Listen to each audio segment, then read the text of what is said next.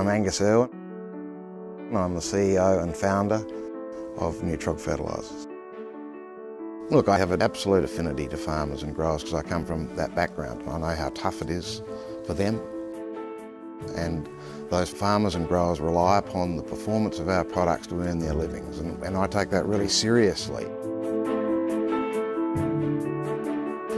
I don't think making fertiliser describes what we do, because it doesn't do it justice. It's way more than that. Neutrog has just exploded right across the gardening world, and in fact the agricultural world as well. When you go into Bunnings, your local garden centre, your local nursery, you'll see Neutrog branded products everywhere. What is it that's behind this company that's hooked a gardener who's been gardening since he was 4, working in the industry since he was 11, and that wasn't yesterday? Neutrog is a very different sort of company. Neutrog has evolved from a company that initially made a fertiliser based on composted chicken litter to now being a company which is really looking at how can we improve the soil from a biological perspective and how do we use that to benefit plant health. That's where Neutrog differ. They look at what's happening in the soil to make your plants grow better. Neutrog is a biological fertiliser company, and a lot of people sort of say, well, what's a biological fertiliser? What does that actually mean? Well, what it means is that our fertilisers are alive. They contain microbes, they contain bacteria, fungi, all the things that a soil would normally have. So the question might be, bacteria and fungi, who cares? Well, everyone should care, because the thing is, those little tiny bacteria, which you can fit, 1 billion onto a head of a pin, and those fungi that send out those fungal networks through the soil, they're absolutely vital for plants. A biological fertiliser is actually the way that nature intended nutrients to become available. It's almost like making a medicine for a plant. Dr. Yui Strower came up with a product called Populate. A lot of people come to me with their problems, and one particular guy has a plantation and he had Phytophthora, which is an endemic root disease in his plantation of tea trees.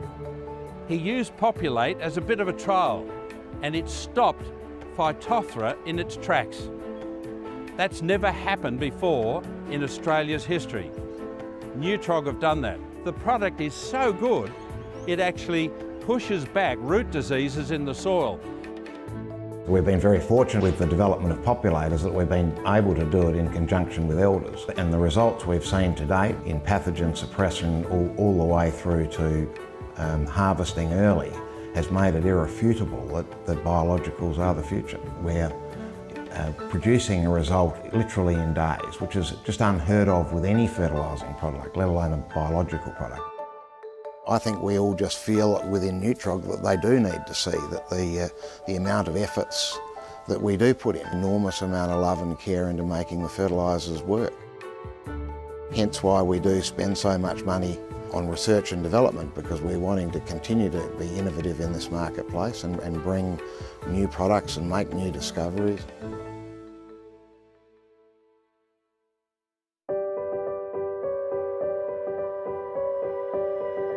We'd be the only fertiliser company I know in the Southern Hemisphere that has a PhD microbiologist working for us, and hence that's allowed us to evolve much faster in our thinking and understanding of biology.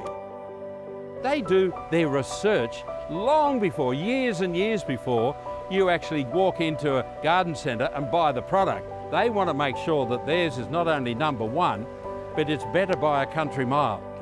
We need to take a lead in biological fertilisers in the country, and we're looking to expand our existing laboratory into a far more substantial research and development centre. You'll find a lot of products on the market that are based on, say, 1 or 2 microbes. In Australia, Neutrog is probably the only company to look at diversity, how many microbes can we get in.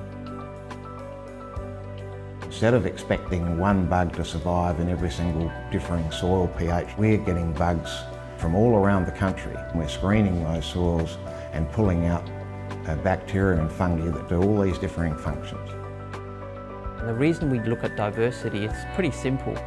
A diverse ecosystem is a stable ecosystem. So if you have a monoculture, which is an ecosystem with a limited diversity, it's very easy to disrupt. So what we do at Neutrog is we're continually looking for new microbes that do things for plants. You can never have high enough diversity, in my opinion. If I were to take a polar bear and drop him into the Australian desert, he might be a great hunter in the Arctic, but he won't do well. However, if I drop 50 different species into the desert, one of those might do well. And so that's the ethos. Diversity, diversity, diversity. In understanding our market, we actually came up with the byline of the expert's choice. Our business has been built on building and developing relationships with garden clubs and serious gardeners so that they can use that hierarchical system in order to educate the more casual gardening public. The power of communities in talking about and partnering with us with products. Set about an entire process for Neutrog. It's never going to change because one, it's successful, but two, it feels good, and three, it's very real, it's very raw, and we're out there. Particularly those clubs we're very close to, play a really big role in our research and development. Neutrog is an Australian company, but the idea is to become global. We're actually taking some of our most beneficial set of bacteria and fungi, and we're actually getting the entire genome sequenced, and that then allows us to very precisely say what that organism is. So again, that's really innovative. I mean, I don't think there'd be any other company in Australia that is really using that sort of DNA sequencing technology to work out exactly what's in their product. Where we are right at the moment is that we've discovered about 500 plus bacteria and fungi. We have an opportunity to patent the functionality of those bacteria. Whether we're able to export those bacteria into other countries will then set the scene of what we need to do on an international basis. It may be we need to set up laboratories in each of the countries we wish to go into so that we can then look for similar performing bacteria and fungi that are native to that country. Food security actually brings into play another one of the things we do. When you apply fertilisers to your land, you need to make sure that you're not applying with them pathogenic bacteria. So Neutrog goes through an enormous amount of time and effort in testing its materials in respect of particularly ready-to-eat salads. We're in the process of developing a fixed, fully enclosed system that allows us to apply our products to commercial ready-to-eat salad growing. Neutrog isn't a one-string instrument. There's lots of strings to our bow. We've actually just installed a coating plant, and that coating plant is a very high-tech machine. We're getting to that point whereby farmers will be able to ring us up and say, I want the phosphorus liberating bugs, and we'll be able to push a button and spray it onto the pellets. And that really puts us into probably the most advanced organic biological fertiliser companies in the world. One of the things that Neutrog don't do is we don't sit on our laurels. We're always pushing the frontiers. What's the next product? On my radar many years ago was coffee waste. In Australia there's in excess of 150,000 tonnes a year of coffee waste. Most of it goes to landfill. And so we started a project with Food Bank with the name of Human Beans. Food Bank's able to collect it, the product comes up to us.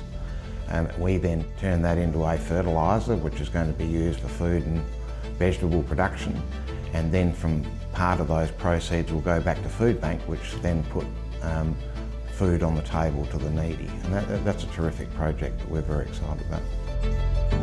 See this story with Neutrog, it just goes on and on. I say, they shot for the moon, they've landed there. I think they're taking over Mars now, but let's see where it goes. Where we've got to with our biological journey is really just at the beginning, and we are just literally at the beginning.